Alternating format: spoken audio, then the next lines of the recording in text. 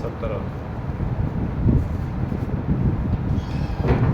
الحمدللہ رب العالمین والصلاۃ والسلام علی رسولہ الکریم، اما بعد فاعوذ باللہ من الشیطان الرجیم، بسم اللہ الرحمن الرحیم۔ انا بلوناہم کما بلونا اصحاب الجنۃ اذ اقسموا لیصرمنها مصبحین ولا یستثنون فطاف علیہا طائف من ربک وهم ناعمون۔ صدق اللہ۔ اللهم صل على محمد وعلى آل محمد كما صليت على إبراهيم وعلى آل إبراهيم إنك حميد مجيد۔ اللهم بارك على محمد وعلى آل محمد كما باركت على إبراهيم وعلى آل إبراهيم إنك حميد مجيد۔ رب زدني علما، رب اشرح لي صدري ويسر لي أمري واحلل عقدة من لساني يفقهوا قولي۔ سورہ قلم آیت نمبر 17 اور ما بعد ارشاد باری تعالیٰ، انا بلوناہم، بے شک ہم نے ان کو آزمایا، کما بلونا اصحاب الجنت، جیسے ہم نے باغ والوں کو آزمایا تھا، اذ اقسموا، جب انہوں نے قسم کھائی تھی، لیصرمنها مصبحین، کہ وہ ضرور صبح ہوتے ہی اس کا پھل توڑ لیں گے، ولا یستثنون، اور انہوں نے اس میں انشاءاللہ نہ کہا تھا، فطاف علیہا طائف من ربک وهم نائمون، تو اس پر رات ہی میں آپ کے رب کی طرف سے ایک جھونکا چل گیا، در حالت اس حال میں کہ وہ سونے والے تھے، فاصبحت کالصریم، پھر وہ کٹی ہوئی کھیتی کی طرح ہو گیا، فتنادوا مصبحین، پھر وہ صبح پکارنے لگے، ان اغدوا علی حرثکم ان کنتم صارمین، پہ اپنے کھیت پر سویرے سویرے چلو اگر تم نے پھل توڑنا ہے، فانطلقوا، پھر وہ آپس میں چپکے چپکے یہ کہتے ہوئے چلے، یتحافتون، چپکے چپکے کہتے ہوئے چلے، اللہ یدخلنها اليوم علیکم مسکین، کہ تمہارے باغ میں آج کوئی محتاج نہ آنے پائے، وغدوا علی حرد قادرین، اور پھر وہ بڑے اہتمام سے پھل توڑنے کی قدرت کا خیال کر کے چلے، فلما رأوها، پھر جب انہوں نے اسے دیکھا، قالوا انا لضالون، بے شک ہم تو راستہ بھول گئے، بل نحن محرومون، بلکہ ہم تو بد نصیب ہے، قال اوسطهم، کہا ان میں سے اچھے آدمی نے، الم اقل لکم لولا تسبحون، کیا میں تمہیں نہیں کہا تھا کہ تم کس لیے اللہ کی تسبیح نہیں کرتے، قالوا سبحان ربنا، ان سب نے کہا پاک ہے ہمارے رب، انا کنا ظالمین، بے شک ہم ظالم تھے، فاقبل بعضهم على بعض یتلاومون، پھر وہ ایک دوسرے کی طرف متوجہ ہو کر آپس میں ملامت کرنے لگے، قالوا، انہوں نے کہا، یا ویلنا انا کنا طاغین، ہائے افسوس بے شک ہم سرکش تھے، عسیٰ، شاید، ربنا، ہمارا رب، ان یبدلنا خیرا منہا، کہ ہمارے لیے تبدیل کر دے اس کے بدلے بہتر، انا الی ربنا راغبون، بے شک ہم اپنے رب کی طرف رجوع کرنے والے ہیں، کذالک العذاب، اسی یوں ہی عذاب ہوا کرتا ہے، والعذاب الآخرۃ اکبر، البتہ آخرت کا عذاب تو کہیں بڑھ کر ہے، لو کانوا یعلمون، کاش کہ وہ جانتے۔ ابھی آپ کے سامنے پورا ترجمہ آیت نمبر 17 سے لے کر 33 تک کیا ہے۔ ان آیات مبارکہ میں اللہ تعالیٰ ایک واقعے کی طرف اجمالی اشارہ فرما رہے ہیں اور پھر اس کی تطبیق کر رہے ہیں اہل مکہ کے ساتھ۔ اہل مکہ کا یہ شخص جس کا نام ولید بن مغیرہ تھا، جو نبی علیہ السلام کے حوالے سے بڑی نازیبہ گفتگو کرتا تھا، اور وہ سمجھتا تھا کہ میری اولاد کی کثرت، میرے مال کی بہتات، میرا مرتبہ مجھے کسی طرح پر بھی دنیا میں رسوا نہیں کر پائے. میں مال والا بھی ہوں، اولاد والا بھی ہوں، اور اپنے خیال سے اس معاشرے میں عزت والا بھی. اللہ تعالیٰ نے بتلایا جو تو سمجھتا ہے ایسا نہیں ہے. اسی طرح ایک واقعے کی طرف اس کی مثال کے طور پر بیان کیا کہ ہم نے باغ والوں کو بھی ایسے ہی آزمایا. یعنی وہ بھی یہ سمجھتے تھے کہ ہمارا باغ ہے، اس کا پھل ہے، اس کی کھیتی ہے، اور ہم اس سے فائدہ اٹھانے میں با اختیار ہیں. لیکن ہوا کیا؟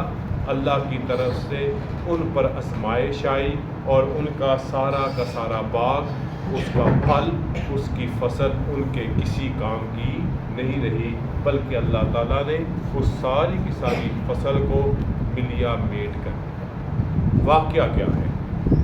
یہ کہا جاتا ہے یمن کا کوئی علاقہ تھا. وہاں کا ایک شخص بڑا مالدار تھا اور اس کے باغات تھے، اور وہ اپنے باغات کو جب بھی اس کی فصل پکتی اور لوگوں کو، اس علاقے کے غرباء اور مساکین کو یہ پتہ ہوتا کہ آج فلاں باغ کے مالک نے اپنی فصل کاٹنی ہے اور وہ مساکین کے لیے بھرپور حصہ رکھتا ہے، تو وہاں پہ پہنچ جاتے اور وہ ہر ایک بندے کو راضی کر کے بھیجتا، ٹھیک ٹھاک ان کو اس باغ میں سے حصہ دیتا. اور ایک خاص مقدار اچھی بلی اس نے کھیتی کے کٹنے کے وقت مقرر کر رکھی تھی مساکین کے لیے، کسی کو بھی خالی ہاتھ نہ جانے دیتا. اچھا سخی آدمی تھا اور مال خرچ کرنے والا، مساکین کی ضرورتوں کو پورا کرنے والا. اس کی وفات ہو گئی. اس کے بعد یہ باغ کی وراثت اس کے بیٹوں کے ہاتھ ہے. بعضوں نے کہا کہ اس کے 3 بیٹے تھے، بعضوں نے کہا اس کے 5 بیٹے تھے. بہرحال جو بھی بات ہے، کیونکہ یہ تاریخی روایات سے معلوم ہوا ہے، اللہ کے نبی صلی اللہ علیہ وسلم نے اس حوالے سے کوئی وضاحت بیان نہیں فرمائی. بہرحال عبداللہ ابن مسعود کے حوالے سے ایک روایت ملتی ہے کہ انہوں نے اس طرف اشارہ کیا، وہ باغ والا تھا، بڑا امیر کبیر سخی آدمی تھا، بہت خرچ کرتا تھا. اس کے مرنے کے بعد اس کے بیٹے اس کے وارث ہوئے. جتنا باپ سخی تھا، جتنا باپ مساکین پہ مال خرچ کرتا تھا، بیٹے اس درجے کے کنجوس بخیل تھے، اور وہ مساکین پہ خرچ کرنے سے گھبراتے تھے، نظریں چراتے تھے اور بخل کا مظاہرہ کرتے تھے. ان 5 بیٹوں میں سے ایک بیٹا، جیسے کہ آیا اس قرآن مجید کی آیت نمبر 28 میں، قَالَ أَوْسَطُهُمْ أَلَمْ أَقُلْ لَكُمْ لَوْلَا تُسَبِّحُونَ، ان میں سے درمیانے نے کہا. بعضوں نے اس کا ترجمہ اوسط کا معنی درمیانہ، اور بعضوں نے کہا اچھا. تو جو بھی بات ہو، ان میں سے ایک بیٹا اپنے باپ کی طرح تھا، لیکن چونکہ وہ اکیلا تھا، باقی بھائیوں کی رائے اس پر کیا آ گئی؟ غالب. اب انہوں نے، کیونکہ ان کو پتا تھا کہ ابا جی جس دن کاٹتے ہیں نا، اس دن سارے مساکین اکٹھے ہو جاتے ہیں، اور وہ ابا جی خوب مساکین کو مال دیتے ہیں. اسی طرح کی روایت اب ہماری باری ہے، ہمیں بھی جاری رکھنی پڑے گی. ہم جس دن فصل کاٹیں گے اس دن بھی مساکین پہنچیں گے، اور ہم کیا کریں گے؟ ہمیں دینا پڑے گا یا منہ پہ انکار کرنا پڑے گا. لہٰذا انہوں نے اس کا یہ راستہ تلاش کیا کہ ہم لوگوں کے اٹھنے سے پہلے، مساکین کے پہنچنے سے پہلے، کل صبح سویرے ہی اپنی فصل کو کاٹ لیں گے، تاکہ نہ کوئی پہنچے نہ کسی کو دینا پڑے. یہ انہوں نے ارادہ کیا، لیکن ایک بیٹا کہتا رہا یہ کام نہ کرو، یہ درست نہیں ہے، جو تم اللہ کے حصے کا مقرر رکھتے تھے مساکین کے لیے وہ اسی طرح دو. باقی بھائیوں کی رائے غالب آ گئی اور یہ بیچارہ مغلوب ہو گیا اور اپنی رائے کو نافذ نہیں کر پایا. اب یہاں پہ میں نے ساری آیات کا ترجمہ کر دیا، دوبارہ ان آیات کا ترجمہ کرنے کی ضرورت نہیں. ہوا کیا کہ انہوں نے کہا کہ ہم جناب صبح سویرے اٹھیں گے، وہاں پہ کوئی نہیں پہنچے گا، لوگ سارے سوئے ہوں گے، اور ہم جو ہے اس کو کاٹیں گے اور ہم بیچیں گے اور خوب مال کمائیں گے، کسی مسکین غریب ضرورت مند کو کوئی حصہ نہیں دیں گے. اور انہوں نے جب یہ باتیں کر رہے تھے وہاں پر انشاءاللہ نہیں کہا. ایک بات تو یہ آ گئی، اللہ کا نام بیچ میں شامل نہیں کیا. دوسرا، ان کی نیت ہی خراب تھی اور مساکین غرباء کے حصے سے لوگوں کو محروم کرنا چاہتے تھے. اب کیا ہوا، ان کے صبح پہنچنے سے پہلے فطاف علیہا طائف من ربک، اللہ کی طرف سے اس پر فصل پہ کوئی عذاب آ گیا. مفسرین نے بیان کیا وہ عذاب تو یہاں تو آندھی کی صورت میں تھا کہ جس نے ساری فصل کو غارت کر دیا، اور بعضوں نے کہا کہ وہ کسی حشرات الارض، کسی چرند پرند کا عذاب تھا کہ وہ فصل آن کے آن ختم ہو گئی. جیسے ہم نے سن رکھا ہے، پڑھ بھی رکھا ہے، ٹڈی دل ایک چھوٹا سا پرندہ ہے، وہ ایک فصل پہ جب حملہ کرتا ہے نا تو آن کی آن پوری فصل ہی ختم کر دیتا ہے. بہرحال ان کی فصل ان کے اٹھنے سے پہلے ہی ملیا میٹ ہو گئی، بجائے اس کے کہ وہ لوگوں کے اٹھنے سے پہلے اس کو کاٹتے، اللہ نے ان کے اٹھنے سے پہلے ہی اس کو کاٹ دیا. فَأَصْبَحَتْ كَالصَّرِيمِ، تو پھر کٹی ہوئی کھیتی کی طرح ہو گئی. جب وہ صبح وہاں پہ پہنچے انہوں نے دیکھا رات کو پچھلے پہر اچھی بلی فصل چھوڑ کے گئے تھے، اب کچھ بھی نہیں تھا. ایک دوسرے کہنے لگے لگتا ہے ہم راستہ بھول گئے، کیونکہ ان کو وہ جگہ اجنبی سی لگی، وہ جگہ ان کو اپنی لگی ہی نہیں جہاں پہ وہ پچھلے پہر پچھلے دن فصل چھوڑ کے گئے تھے. اور پھر رات کے وقت وہ چپ کے وہاں پہ پہنچے تاکہ کوئی مسکین ان کے باغ میں نہ آئے جس پر ان کو خرچ کرنا پڑے. لیکن جب وہاں پہ پہنچے فصل موجود نہیں تھی، انہوں نے کہا لگتا ہے ہم رستہ بھول گئے. لیکن جب تھوڑا سا انہوں نے تحقیق کی تو پھر کیا کہا، بل نحن محرومون، بلکہ ہم تو بد نصیب ہیں، ہم اپنے ہی حصے سے محروم کر دیے. ہم نے مساکین کے حصے کو ہڑپ کرنے کی کوشش کی، اس پر اپنا حق جمانے کی کوشش کی جو ہمارا ابا نکالتا تھا، اللہ نے ہمیں ہی اس سے محروم کر دیا. اب ان میں سے جو ایک بھائی تھا، کالا او ساتوہم الم اقل لکم لولا تسبحون، وہ کہتا ہے میں تمہیں نہیں کہتا تھا اللہ کی تسبیح کرتے رہو، یعنی اللہ کا حصہ مت بھولو.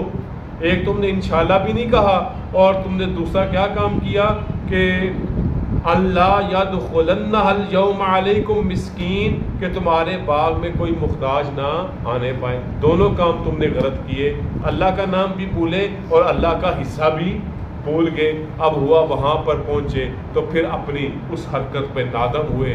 قالو سبحان ربنا انا کنا ظالمین، پاک ہے ہمارا رب، بے شک ہم ہی ظالم، ہمارا ہی ارادہ غلط تھا، ہماری ہی نیت غلط تھی. اور پھر ایک دوسرے کو کیا کرے ملامت، یہ تیرا قصور ہے، یہ تیرا قصور ہے، یہ تیرا مشورہ ہے. یہ عموماً ایسے ہی ہوتا ہے، جب کوئی غلط کام ہو جاتا ہے تو پھر ہم ایک دوسرے پہ الزام ڈالنا شروع کر دیتے ہیں. ایسے ہی انہوں نے بھی کہا تو نے یہ کہا تھا تو نے، حالانکہ سوائے ایک کہ سب کی نیتوں کی خرابی تھی. قالو یا ویلانا انا کنا طاغین، انہوں نے کہا ہائے افسوس، بے شک ہم سرکش. نتیجے پر پہنچتے کہ خرابی ہمارے اندر ہی ہے، سرکشی ہمارے اندر ہی ہے. اور پھر یہ ان کی بڑی بات تھی کہ اس تباہی کے بعد، اس آفت کے بعد، اس امتحان خرابی تھی. قالو یا ویلانا انا کنا طاغین، انہوں نے کہا ہائے افسوس، بے شک ہم سرکش. نتیجے پر پہنچتے کہ خرابی ہمارے اندر ہی ہے، سرکشی ہمارے اندر ہی ہے. اور پھر یہ ان کی بڑی بات تھی کہ اس تباہی کے بعد، اس آفت کے بعد، اس امتحان کے بعد فوراً اللہ کی طرف رجوع کیا، اس پہ ندامت کا اظہار کیا، شرمندگی کا اظہار کیا. اور پھر کیا کہتے ہیں، اللہ تعالیٰ فرماتے ہیں آیت نمبر 32 سورہ قلم میں، عسیٰ ربنا ان یبدلنا خیرا منہا، ہو سکتا ہے شاید ہمارا رب ہمیں اس کے بدلے میں اس سے بہتر عطا کر دے. انا الی ربنا راغبون، بے شک ہم اپنے رب کی طرف رجوع کرنے والے. انہوں نے اپنی غلطی مان لی اور رجوع بھی کس طرف کیا، اللہ کی طرف. یعنی جو غلطی مان لیتا ہے، دیکھیں ہر انسان خطا کار ہے، اور اللہ کے نبی صلی اللہ علیہ وسلم نے فرمایا کل بنی آدم خطاؤن، ہر انسان غلطی کرنے والا ہے. وخیر الخطائین التوابون، اور بہترین غلطی کرنے والا کون ہے، جو اللہ کی طرف کیا کر لے، رجوع کر لے. تو یقیناً اللہ ایک لمحہ نہیں لگاتا کہ اس کے رجوع کو، اس کی توبہ کو قبول نہ کرے۔ یہاں پر بھی انہوں نے لمحہ ضائع کیے بغیر پہلے کیا کہتے ہیں، قالوا سبحان ربنا انا کنا ظالمین، ہم ہی ظالم تھے، اللہ تو ہمارا بڑا پاک ہے، بڑی عظمتوں والا ہے، بڑی خیروں والا ہے، ہم نے ہی ظلم کیا، ہم نے ان مساکین کا حق مارا، غربا کا حق مارا، اپنے ابا جی کی روایت کو توڑا اور چھوڑا۔ تو پھر کیا کہتے ہیں، ہم تو بھئی اس پہ بڑے شرمندگاں ہیں، ہم بھی سرکشی شرمندگی کا اظہار کرتے ہیں۔ اللہ رب العزت کی طرف رجوع کرتے ہوئے کہا اللہ ہمیں اس کے بدلے بہترین عطا کر دے، ہم اپنے رب کی ہی طرف رجوع کرتے ہیں۔ کذالک العذاب، عذاب یوں ہی ہوا کرتا ہے، والعذاب الآخرۃ اکبر، البتہ آخرت کا عذاب تو اس سے، یعنی کہ جو دین اسلام سے بغاوت کرے گا، جو نبی علیہ الصلوۃ والسلام کو ستائے گا، نبی علیہ السلام کے حوالے سے غیر مناسب بات کرے گا، یہ تو پھر دنیا کا معاملہ ہے، رجوع کا موقع موجود ہے، وہاں پر تو یہ بھی موقع موجود نہیں ہے، اور پھر عذاب ایسا جس کا دنیا کا کوئی مقابلہ نہیں، آخرت کا عذاب اس سے بڑا، لو کانوا یعلمون، اگر وہ کاش وہ جانتے۔ اب یہاں تک تو بات اس واقعے کی ختم ہوئی، پھر یہاں سے آگے بات کیا ہوئی، اللہ تعالیٰ نے ان کو بہت جلد، انہوں نے رجوع بھی بہت جلد کیا اور اللہ نے عنایت بھی بہت جلد کر دی۔ بات مشہور ہو گئی کہ فلاں باغ والے بڑے باغ والے تھے، اور پھر ان کی شہرت مساکین میں تقسیم کی بھی تھی، غربا کی ضرورت پورا کرنے کی بھی تھی، اور ابا جی بھی اچھے آدمی تھے، حالانکہ اب دنیا میں موجود نہیں تھے، یقیناً اس علاقے میں ان کا شہرہ تھا، اور یقیناً یہ خبر بادشاہ وقت تک پہنچی، اور بادشاہ وقت نے ان کو اس کے بدلے میں اپنے باغ سے اس سے بڑھ کر عطا کر دی، اور اس کی عطا وجہ کیا بنی، ایک تو ان کے حال لوگوں پر مخفی رہے، سارے چپکے چپکے نکلے تھے نا، کسی نے ابھی انکار تو نہیں کیا تھا، ابھی صرف ارادے میں تھے،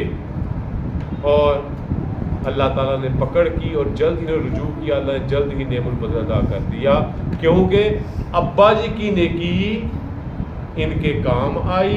نتیجہ کیا نکلا، اس وقت کے بادشاہ نے اس باغ کے بدلے میں اس کو اپنے باغ سے عطا کر دیا جو اس سے کہیں بہتر تھا۔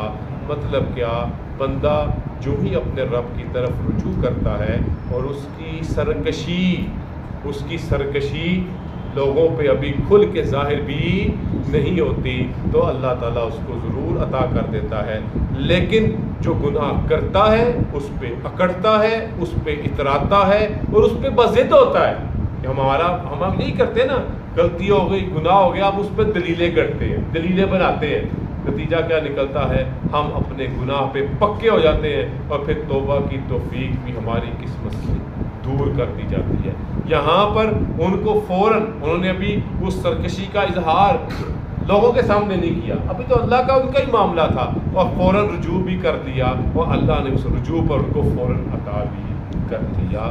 تو مطلب کیا ہے، اس ساری آیات کا کل خلاصہ یہ ہے، غلطی ہو جائے اس کی تشہیر سے پرہیز کرے اور اللہ کی طرف رجوع کرے، تاکہ اللہ تعالیٰ اس کا بہترین نعم البدل عطا فرمائے، اللہ تعالیٰ عمل کی توفیق عطا فرمائے۔ وآخر دعوانا الحمدللہ رب العالمین، والصلاۃ والسلام علی رسولہ الکریم۔ ربنا آتنا فی الدنیا حسنۃ وفی الآخرۃ حسنۃ وقنا عذاب النار، ربنا اغفر لنا وارحمنا وانت مولانا فانصرنا على القوم الكافرين، اللهم انا نسألك العفو والعافية في الدين والدنيا والآخرة، اللهم اغفر لنا، اللهم اغفر لنا، اللهم اغفر لنا من كل ذنوب من الصغائر والكبائر، وصلى الله تعالى على خير خلقه محمد وعلى آله